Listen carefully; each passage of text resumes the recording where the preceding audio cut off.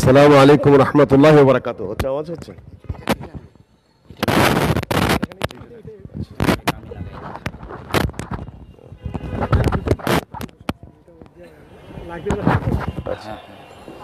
আসসালামু আলাইকুম রহমতুল্লাহ বারাকাতুহু।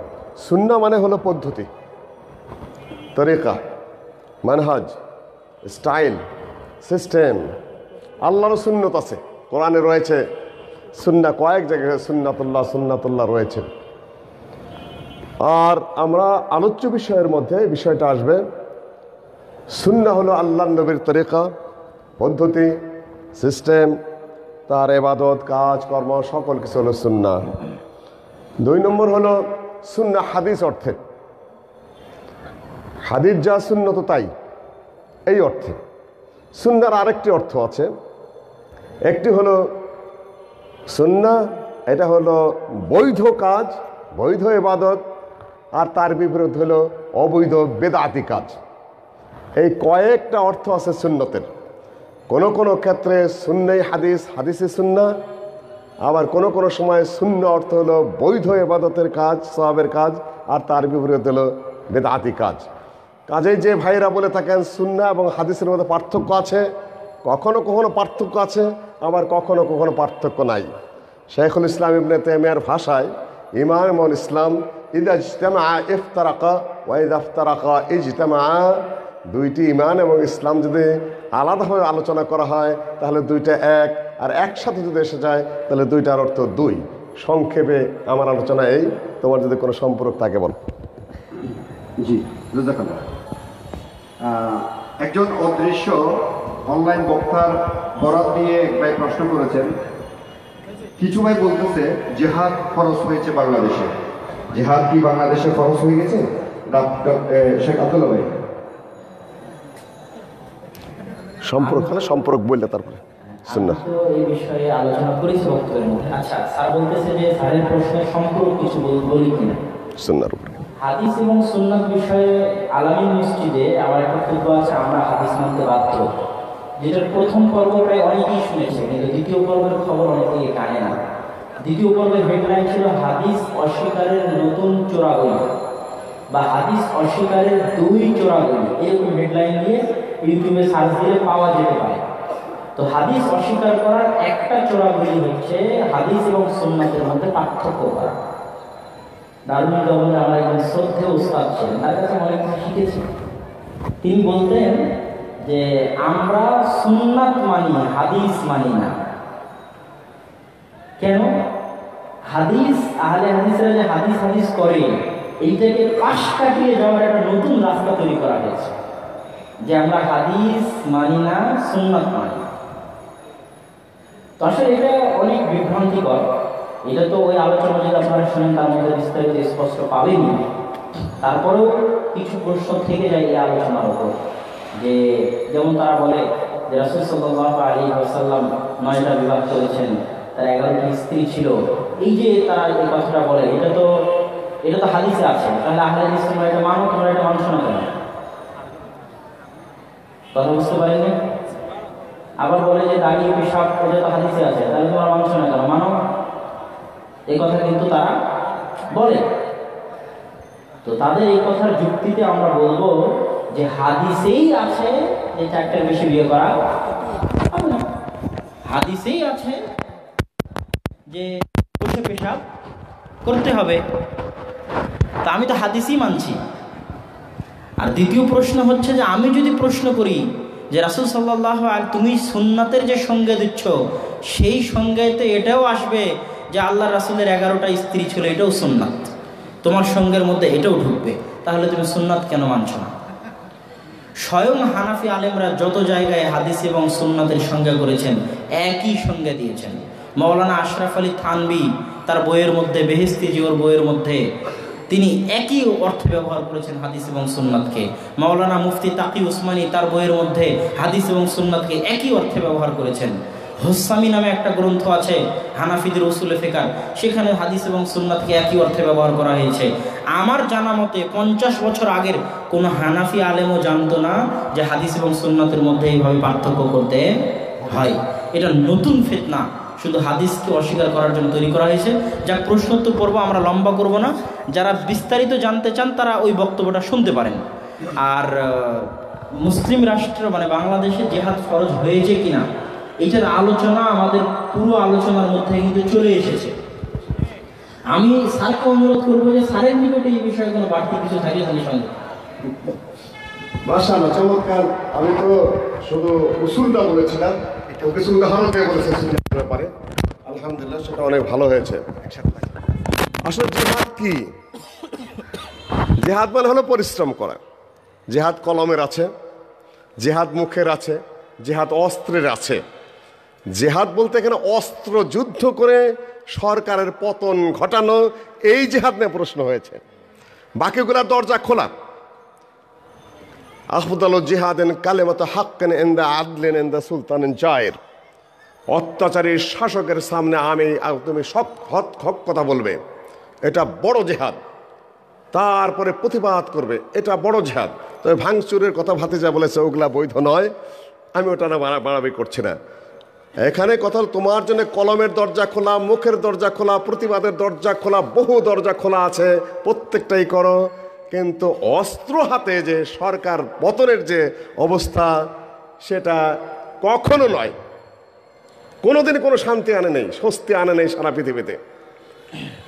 অনেক উদাহরণ শেখ আবদুল্লাহ দিয়েছে, আমার আর দেওয়ার প্রয়োজন নেই। বর্তমান যে বাংলাদেশ সরকার রয়েছে, এর বিরুদ্ধে অস্ত্র যুদ্ধ করার বা এর আগের সরকার যারা ছিলেন, সোজা বলি, বিএনপি আমল হোক, এই আওয়ামী লীগ আমল হোক, কিংবা এরশাদ আমল হোক, অস্ত্র যুদ্ধের মাধ্যমে কারো পতন ঘটানোর বৈধতা আছে বলে আমাদের জানা নেই। এটা পরিষ্কার কথা। আপনি জনমত তৈরি করুন, আপনি ইসলামের পক্ষে কথা বলুন, আপনি মানুষকে তার প্রতিফলন ঘটানোর চেষ্টা করুন, যতভাবেই করুন। রক্তপাতের বৈধতার আমাদের কাছে কোনো দলিল আগেও ছিল না, বর্তমানেও নেই। এটা বিরাট আলোচনা শাহরুসালাহ নিয়ে। অত সংক্ষিপ্ত কেউ হয়তো নারাজ হতে পারেন, তোমরা এই পিছু হট মানুষ, তোমরা বুঝদিল মানুষ, তোমরা দুর্বল মানুষ, জিহাদের কথা বলো না, উত্তেজনার কথা বলো না, মারামারির কথা বলো না, ইত্যাদি, তোমাদের ইমানই দুর্বল, তাই না? কিন্তু এটা বলতে পারো তোমরা, কিন্তু যা করেছে পর্যন্ত তার রেজাল্টটা কি? ইসলামের ক্ষতি ছাড়া কোনো লাভ আসে নাই, প্র্যাকটিক্যালি আসবেও না। তার বিস্তারিত বিবরণ আমি দিতে চাচ্ছি না। কি কি ঘটেছে এই বাংলাদেশে আপনারা খুব ভালো করে জানেন। আর যারাই সকল কথাবার্তা বলে, তাদের বিদ্যার দৌড় কতটুকু, তাদের সার্টিফিকেট কতটুকু, তারা পড়াশোনা কতটুকু জানে, তারা যে অনুবাদগুলো করেছে তারা কতটুকু শুদ্ধ, আন্তর্জাতিক চক্রান্ত কি, কিভাবে তারা মুসলিম বিশ্বকে ট্যাপের মধ্যে ফেলে তাদেরকে সর্বশান্ত করে দেয়, সে প্রসঙ্গ তোমাদের ধারণা নাই। এই জন্য শেখ বিন বাজ রাহিমাহুল্লাহ বলেছেন যে কোনো সরকার থাকলে সেখানে কতটুকু আগানো যায়। ফতোয়ার মধ্যে বলেছেন যে তোমরা বাড়াবাড়ি করে আগাতে যেও না, কেন ওরা হিংস্র, ওরা নির্বোধ, ওরা আক্রোশী, ওরা ইসলাম পুরোপুরি মানে না। ওখানে তুমি যা যখন গলা বাড়াই দেবে, তোমার গলাটা টিপা দম বন্ধ করে দেবে, খেনাক বলেছেন উনি। কাজে ভুল পথে হেঁটো না, দাওয়াতি কাজ করতে থাকো। আলহামদুলিল্লাহ, এইটুকু সম্পর্ক। এবার প্রশ্ন আগে দিন চলে করতেছি। আব্দুল ভাই কে দেয়া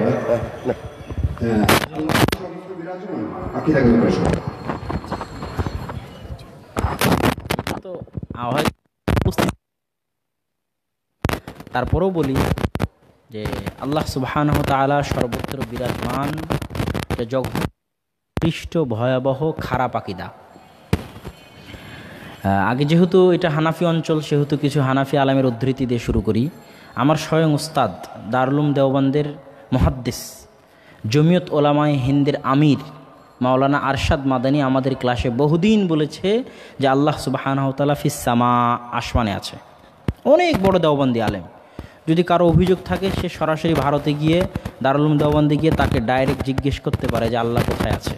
সে উত্তরে এটাই বলবে যে আল্লাহ কোথায় আছে, আসমানে আছে। মেরাজের ঘটনায়, মেরাজের রাত্রিতে রাসূল সাল্লাল্লাহু আলাইহি ওয়াসাল্লাম কোথায় গেছিলেন? আসমানে গেছিলেন। তার ঘর থেকে বাইতুল মাকদেসে বোরাকে করে প্রথম আসমান, দ্বিতীয়, তৃতীয়, চতুর্থ, পঞ্চম, সপ্তম, সিদরাতুল মুনতাহা। জিবরাইল বলল আমি আর যাব না, আপনি যান। আল্লাহর সাথে কথা, 50 ওয়াক্ত নামাজ, মুসা আলাইহিস সালাম এবং আল্লাহর মাঝামাঝি চলতে ফিরতে 5 নামাজ নিয়ে ফিরে আসলেন। যদি আল্লাহ সর্বত্র বিরাজমান হতেন, আল্লাহ রাসূলের মেরাজে যাওয়ার দরকার ছিল ছিল না। যারা বলে আল্লাহ সর্বত্র বিরাজমান তাদেরকে মিরাজের ঘটনা অস্বীকার করতে হবে। আর যে মিরাজের ঘটনা অস্বীকার করবে সে কাফের হয়ে যাবে। মিরাজের ঘটনা চাক্ষুষ প্রমাণ বহন করে যে আল্লাহ সুবহানাহু ওয়া তাআলা কোথায়? আসমানে। সহিহ মুসলিমের হাদিস, রাসূল সাল্লাল্লাহু আলাইহি ওয়াসাল্লাম একজন দাসীকে জিজ্ঞেস করছে আইন আল্লাহ, আল্লাহ কোথায়?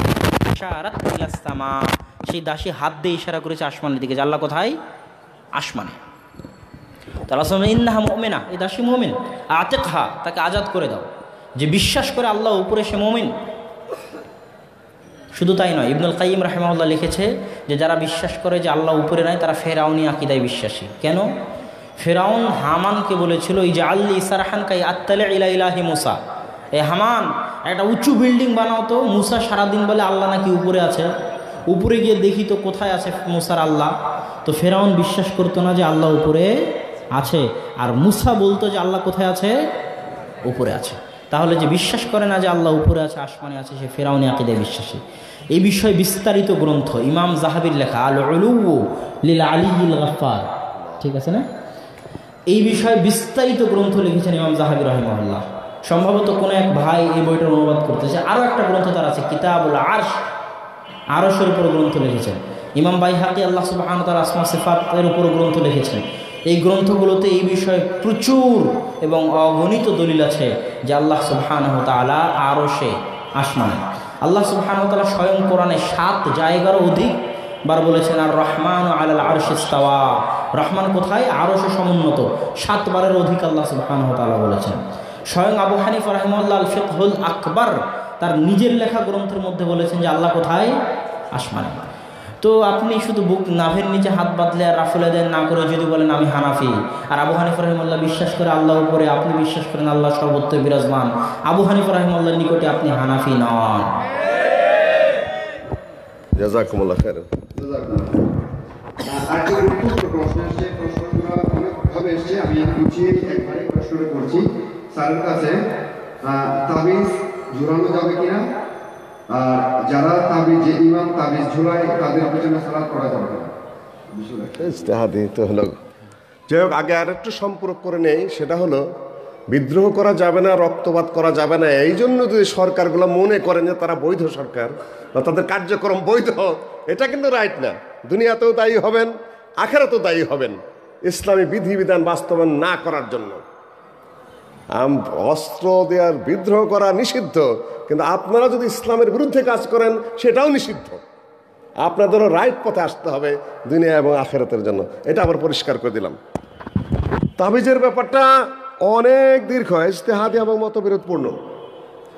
মানে আল্লাহ তামিমাতান ফাকাদ আশরাকা ইত্যাদি ইত্যাদি হাদিস রয়েছে যে তাবিজ ঝুলানো কতগুলো ভাগ আছে। একটা হলো শিরক এবং বেদাত বিশিষ্ট তাবিজ, আর একটা হলো অর্থহীন তাবিজ, আর একটা হলো কোরআন এবং হাদিস দিয়ে তাবিজ।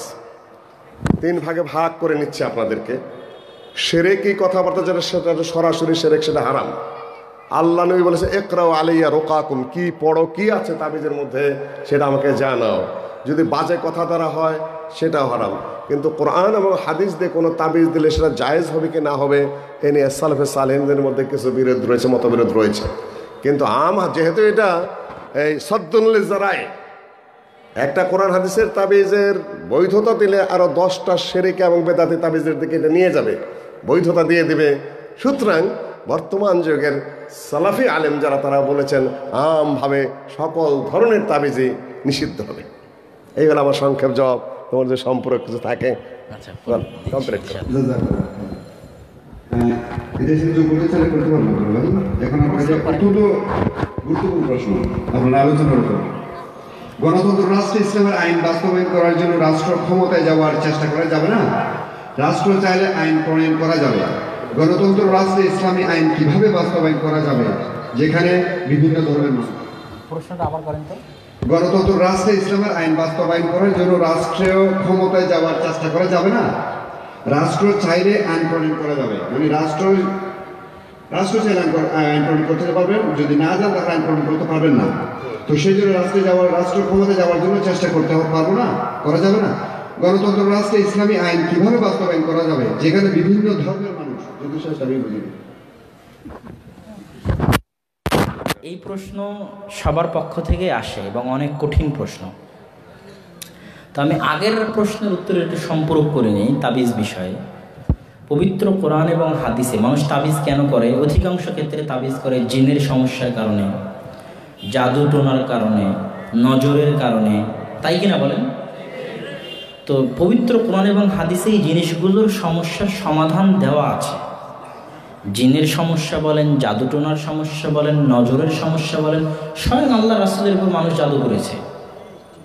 রাসূল সাল্লাল্লাহু আলাইহি ওয়াসাল্লামকে জাদু থেকে বাঁচানোর জন্য আল্লাহ কোনো তাবিজ দেননি। কি দিয়েছেন? ঝাড়ফুঁক করেছেন। সাপে কামড় দিয়েছে, সাহাবীরা তাবিজ দেননি, কি করেছেন?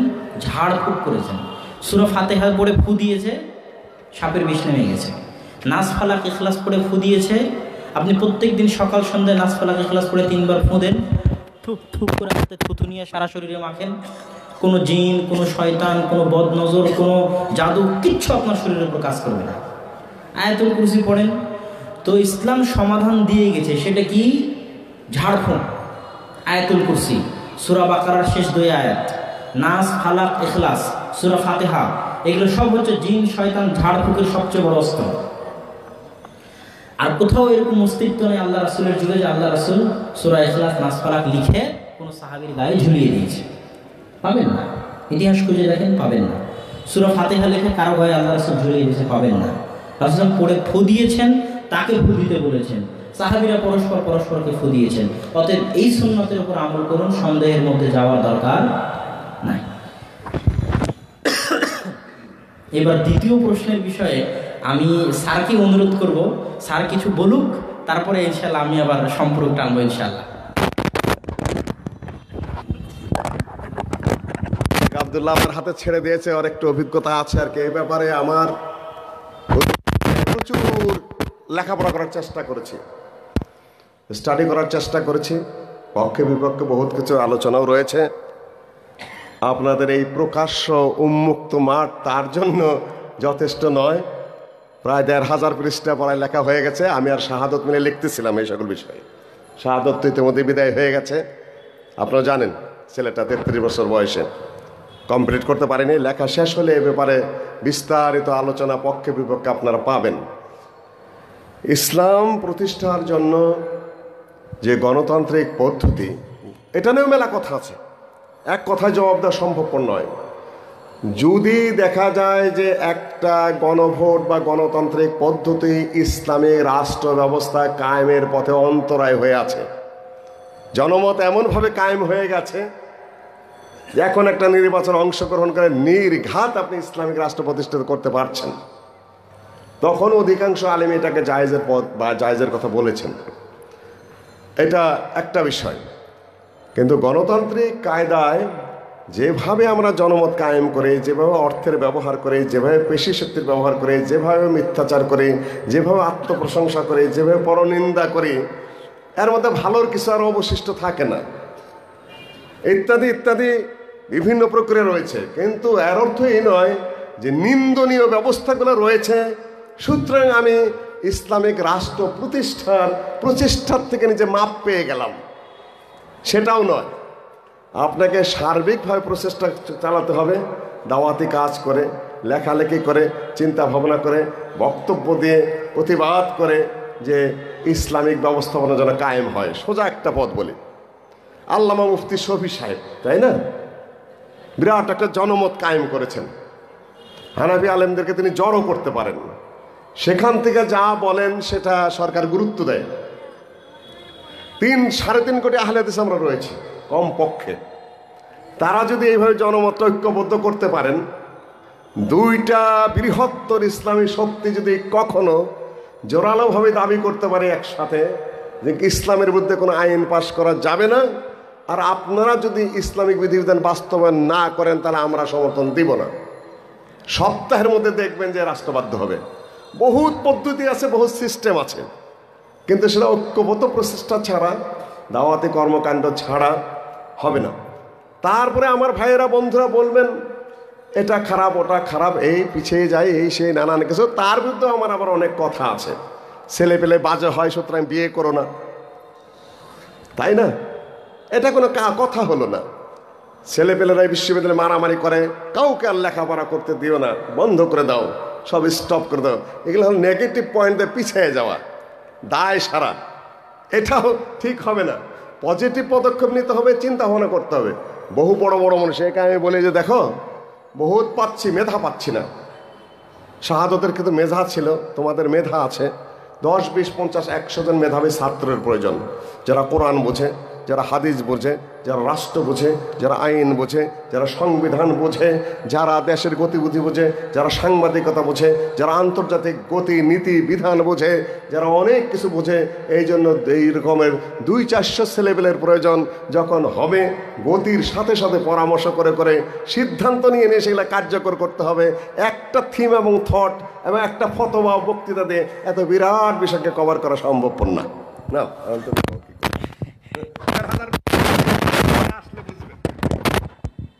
স্যার তো অনেক সুন্দর বলেছে, তার এই বিষয়ে গবেষণা আছে। আমি আমার সংক্ষিপ্ত বুদ্ধি, যদিও এটা কঠিন বিষয়, আমার সংক্ষিপ্ত বুদ্ধি বিবেকে যা বুঝি সেটা আপনাদের সামনে বলব। প্রথম হচ্ছে যে গণতান্ত্রিক সিস্টেমটার ইসলামী ভিত্তি নাই, এটা আগে আপনাকে প্রথমে বুঝতে হবে। গণতান্ত্রিক ওয়েতে আমি ক্ষমতায় যাব কি যাব না এটা পরের কোশ্চেন। আগে আপনাকে এটা জানতে হবে যে গণতান্ত্রিক সিস্টেমটার ভিত্তি ইসলামে নাই। কেন নাই? ইসলামে একজন রাজা হয়ে গেলে মরা পর্যন্ত তাকে সরানোর কোনো ওয়ে নাই, কোনো টাইম টেবিল নাই যে তিনি 5 বছর। কেন নাই? যখনই কোনো বাদশাকে আপনি সময় দিবেন আপনি 5 বছর, তখন সে শুধু লুটে মেরে খাওয়ার ধান্দায় থাকবে, যে আগে আমার পকেট ভরি, 5 বছর তো টাইম আছে, পরে তো আর পাবো না। কিন্তু যখন আপনি তাকে বলবেন আপনি স্থায়ী, আপনি থাকেন, আপনি কাজ করে যান, তখন সে ভাববে আরে আমি যদি টাকা পয়সা মারে খাই তাহলে আমার ছেলেপেলের কী হবে। সৌদি বাদশাহ ভাববে যে আমি যদি টাকা পয়সা মারে খাই তাহলে আমার ছেলের কী হবে, এই দেশ তো আমাদেরই, আমি আমার দেশকে যত উন্নত করব আমার পরবর্তী ছেলে মেয়েরা তত ভালো থাকবে। কথা বুঝতে পারেননি? কেন? স্থায়ী ক্ষমতা তাদের হাতে। এই জন্য ইসলামের সূক্ষ্ম বিষয়গুলো ইসলাম বুঝে। এই জন্য ইসলামের নিয়ম হচ্ছে কেউ খলিফা হয়ে গেলে তাকে আপনি সরাতে পারবেন না, কোনো টাইম টেবিল নাই, স্থায়ী থাকবে। গণতন্ত্রে কিন্তু এই জিনিসটা নাই। আচ্ছা, গণতন্ত্রে এই জিনিসটা নাই, আর পাশ্চাত্য বিশ্ব গণতন্ত্রের জন্য তো চাপ দেয় কেন? পাশ্চাত্য বিশ্ব কিন্তু যে দেশে গণতন্ত্র নাই তাদের সাথে খুব টানাছাড়া করে, গণতন্ত্র নিয়ে আসো। সৌদি আরবে গণতন্ত্র নাই কেন? অমুক জায়গায় গণতন্ত্র নাই কেন? গণতন্ত্র নিয়ে আসো। কেন করে জানেন? যখন গণতন্ত্র চলে আসবে তখন আমেরিকা নিজের ইচ্ছা মতো সরকার পাল্টাতে পারবে 5 বছর পর পর। আর যখন একক রাজা থাকবে, একক খলিফা থাকবে, তখন আমেরিকা ইসরায়েলের জন্য কষ্টকর হবে। ও বিএনপি আমার কথা শুনতেছে না? সারাও সালাতে 10-12টা পত্রিকাকে লাগাই দিল জনমত তৈরি করার জন্য, কোটি কোটি টাকা দিল 10-12টা পত্রিকাকে। 10-12টা পত্রিকা খালি রিপোর্ট চালাও আওয়ামী লীগের বিরুদ্ধে, বিএনপির বিরুদ্ধে, যে যখন ক্ষমতায় আছে রিপোর্ট চালিয়ে জনমত তৈরি করে সরকারকে হটিয়ে দাও। আর একটা গ্রুপের সাথে আমেরিকা চুক্তি করলো, আমি তোমাকে ক্ষমতায় নিয়ে আসার ব্যবস্থা করতেছি, আসলে কিন্তু আমাকে এটা এটা এটা এটা দিতে হবে। বললো ঠিক আছে, ওকে, আপনি আমাকে নিয়ে আসেন, আমি দিব। এইভাবে 5 বছর পর পর দেশের গুটি নাড়ার ক্ষমতা যেন পাশ্চাত্য বিশ্বের কাছে থাকে, এই জন্য তারা জোরদারভাবে প্রচেষ্টা চালায় যেন গণতন্ত্র থাকে। চায়না কিন্তু বুঝে যে গণতন্ত্র থাকলে ঝামেলা হবে। চায়না গণতন্ত্রের গোষ্ঠী উদ্ধার করে দিয়ে দিয়েছে। চায়নার এখন যে রাজা আইন পাশ করে দিয়েছে, সংসদে মরা পর্যন্ত সেই প্রেসিডেন্ট থাকবে। জানেন না আপনারা এই ঘটনা? সে জানে যে যদি গণতন্ত্র থাকে তো আমেরিকা আমার 12টা বাজাবে, আজকে যদি আমার পছন্দ না হয় তো গোয়েন্দা দিয়ে আমাকে সরায় আরেকজনকে নিয়ে আসবে। এটা গেল একটা ব্যাপার। গণতন্ত্র সিস্টেম যে ইসলাম সমর্থন করে না, তার আরও একটা কারণ হচ্ছে যে গণতান্ত্রিক সিস্টেমে আপনাকে বলতে হয় যে আমি নেতা, আমাকে ভোট দাও। এইটা কিন্তু ইসলামে নাই। এটা ইসলামে কোনো সময় আপনি বলতে পারবেন না। আপনি যদি বলেন যে আমি নেতা, আমি ভালো, আমাকে ভোট দাও, তাহলে ইসলামের কথা হচ্ছে ওকে ভোট দিও না, সে নেতা হওয়ার যোগ্যতা রাখে না। ইসলামের কথা হচ্ছে অটোমেটিক সে ক্ষমতা পাবে, পরামর্শের ভিত্তিতে তাকে ক্ষমতা দেওয়া হবে, সে চাইতে পারবে না। তো আরও অনেক কারণ আছে গণতন্ত্রর বিধানটা কেন শরীয়ত সম্মত নয়, এগুলোর আরও অনেক কারণ আছে। তার মধ্যে আরও একটা কারণ, যেটার কারণে অনেকে গণতন্ত্রকে শিরক বলে, যে যত জনের সদস্য পার্লামেন্টে আধিক্য হবে তাদের আইনি বাস্তবায়ন হবে। 300 জনের মধ্যে 200 জন যদি বলে মদ হালাল, তাহলে মদ হালাল হয়ে যাবে। কিন্তু কোরআনে আল্লাহ মদ কি করেছে? হারাম করেছে। তাহলে আইন প্রণয়নের ক্ষমতা মানুষকে দিয়ে দেওয়া হলো। আইন প্রণয়নের ক্ষমতা কার কাছে? আল্লাহর কাছে। এখন কথার কথা যে কোনো দেশে যদি এরকম থাকে সংবিধানে যে কোরআন এবং সহিহ হাদিসের বাইরে কোনো আইন করা যাবে না, এইরকম ইসলামী রাষ্ট্র মর্মে, ঘোষিত ইসলামী রাষ্ট্র মর্মে নির্বাচন হয়, এগুলো তো জটিল বিষয়, এগুলোতে মুখ খুললে ফেঁসে যেতে হয়, এই জন্য মুখ খুলতে চাই না। যেমন সৌদি আরবে ঘোষিত যে কোরআন এবং হাদিসের বাইরে কোনো বিধান এদেশে বাস্তবায়ন হবে না, বাদশাহ একক ক্ষমতার অধিকারী। কিন্তু সৌদি আরবেও কিন্তু পৌর পর্যায়ে, চেয়ারম্যান মেম্বার পর্যায়ে নির্বাচন হয়। এটা আপনারা জানেন কি না জানি না, চেয়ারম্যান মেম্বার পর্যায়ে সৌদি আরবে কি হয়? নির্বাচন হয়, ভোট হয়। কিন্তু শহরের আমির, মদিনার আমির, মক্কার আমির, মূল যে সিটি মেয়র এবং তারপরে প্রদেশের নেতা, তারপরে দেশের বাদশাহ, এগুলোর ক্ষেত্রে কোনো ভোট হয় না। বাদশাহ যাকে মনে করবে তাকে দিবে, যাকে মনে করবে না তাকে দিবে না। তো এইরকম শর্ত সাপেক্ষের অধীনে যদি কোথাও ভোট হয়, সেখানে অনেক আলেম ওলামাই বলেছে বা অধিকাংশ আলেম ওলামা বলেছে যে দেওয়া যাবে। কেননা ওই দেশে যেই আসুক কোরআন হাদিসের বাইরে কোনো বিধান বাস্তবায়ন করতে সে পারবে না। আর আরেকটা কথা হচ্ছে যে যেই দেশে এই জাতীয় বিষয় নাই, আপনি তখন বলবেন যে ভাই আপনি যদি ভোটে না আসেন তাহলে তো আপনি এই জাতীয় বিষয় বাস্তবায়নই করতে পারবেন না, এরকম একটা কথা আমাদের মধ্যে প্রচলিত আছে। তো আমার ছোট্ট বিবেকে যেটা ধরে যে বর্তমান বিশ্বের ইতিহাস ঘাটলে, কথা আমি শেষ করে দিই, কারণ এই বিষয়ে যত কথা বলবো আমি তত চলতেই থাকবে, আমি তত ফেঁসে যেতে থাকবো, সময়ের অভাব। তো যাক, আলোচনা আর না বাড়াই। তো এটা অনেক আলোচনার বিষয়।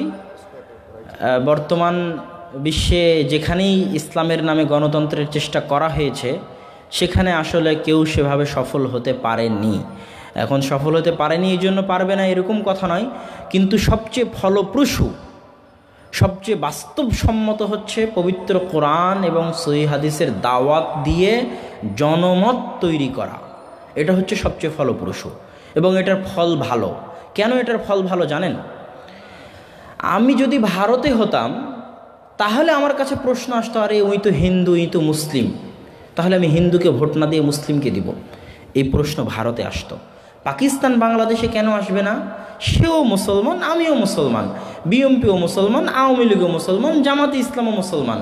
তাহলে আমার জন্য সেফ ওয়ে হচ্ছে আমি আওয়ামী লীগ, বিএনপি, জামাতে ইসলামকে ভালো করার চেষ্টা করব, সংশোধন করার চেষ্টা করব দাওয়াতের মাধ্যমে। এটা হচ্ছে সেফ জোন এবং বুদ্ধিমত্তার পরিচয়। তো এগুলোর উপর আরও লম্বা আলোচনা হতে পারে, এখানেই শেষ করতেছি। আল্লাহু আ'লাম, আল্লাহ ভালো জানে। আসসালামু আলাইকুম। ঠিক আছে।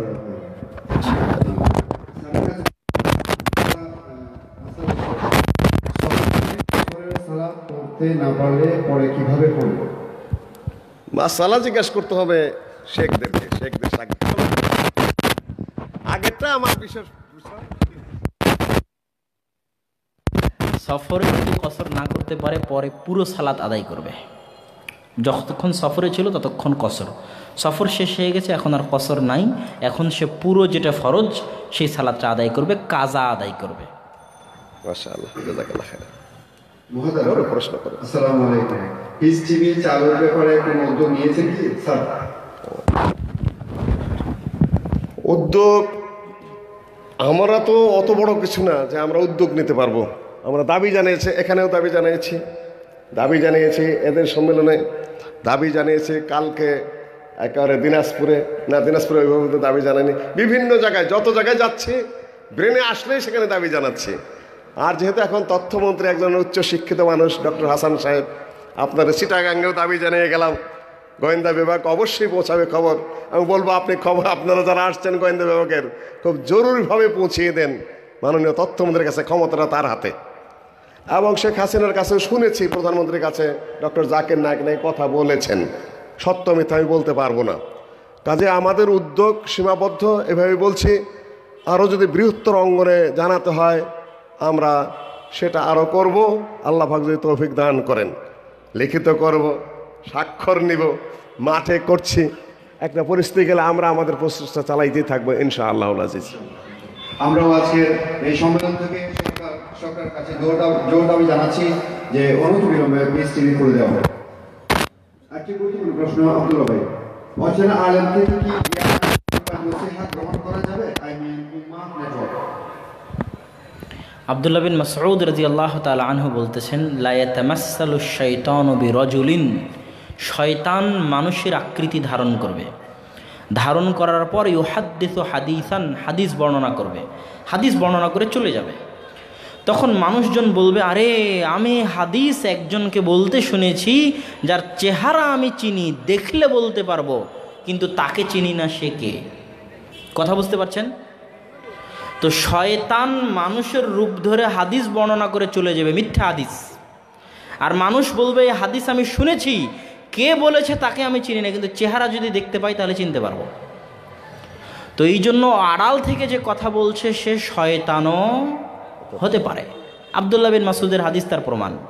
অতএব পরিচয় ছাড়া, কাল ইলমু দীনুন ফাংদুরু আম্মান তাখুদুনা, ইলম হচ্ছে দিন। অতএব তোমরা দেখো তোমরা জ্ঞান কাদের নিকট থেকে নিচ্ছ।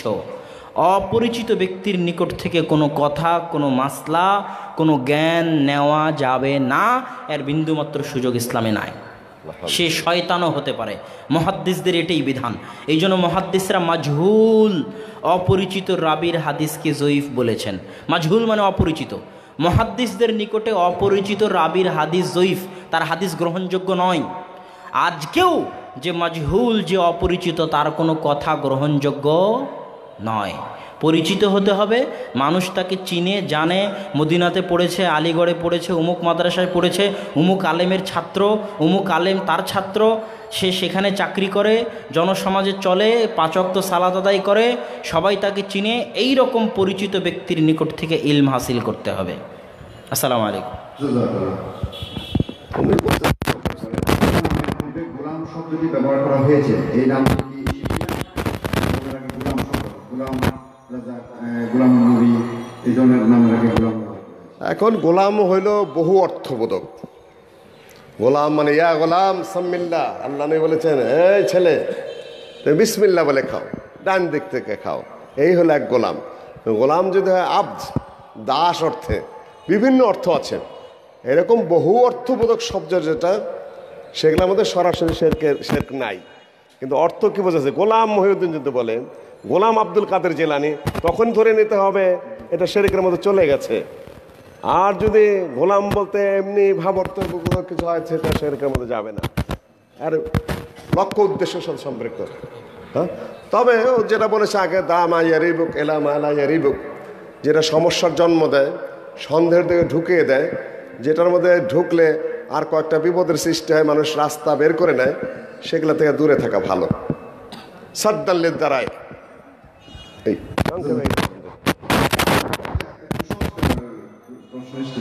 অনেকে একজনের গায়ে পা লাগলে হাত ছুঁয়ে বুকে লাগা, এটা প্রায় সালাম মনে করে। এই সম্পর্কে কিছু বলবেন আব্দুল ভাই?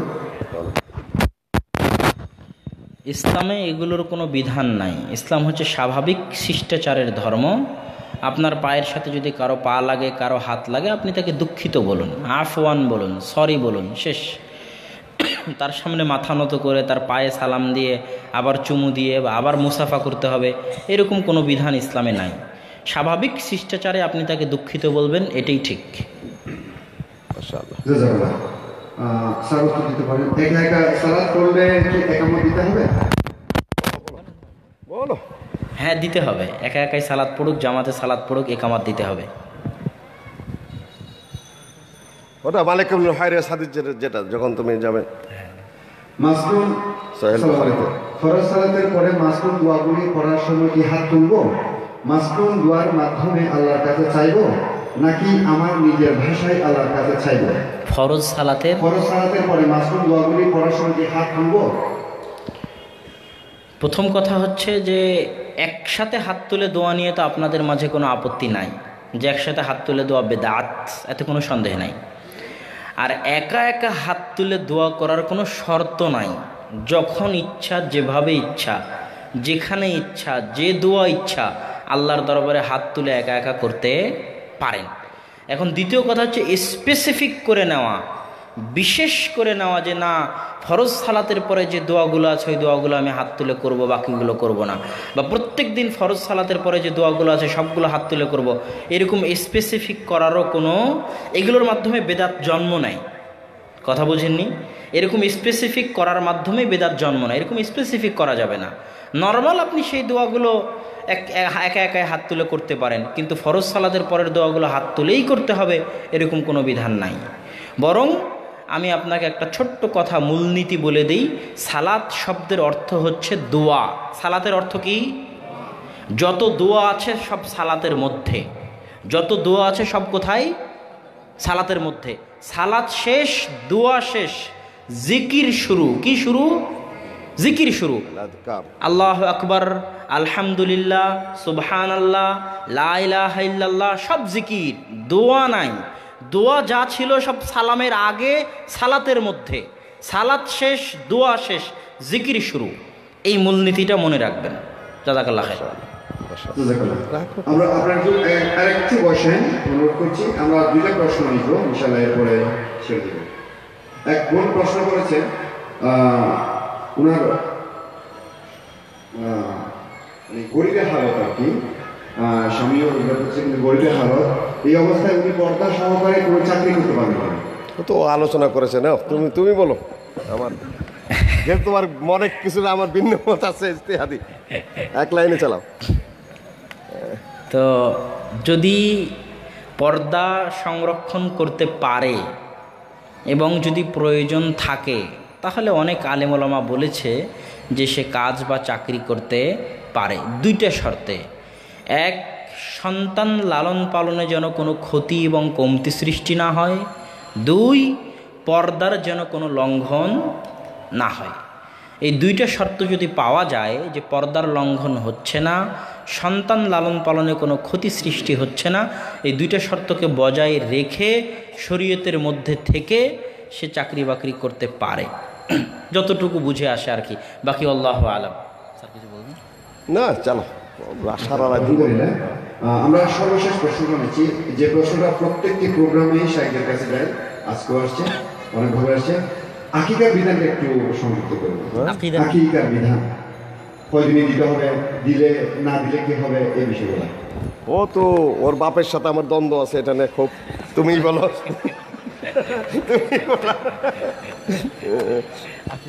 আচ্ছা যাক, আমি বলি, তারপরে ও আমার বাপের পক্ষে বলবে না চাচার পক্ষে বলবে, এটা তার ব্যাপার।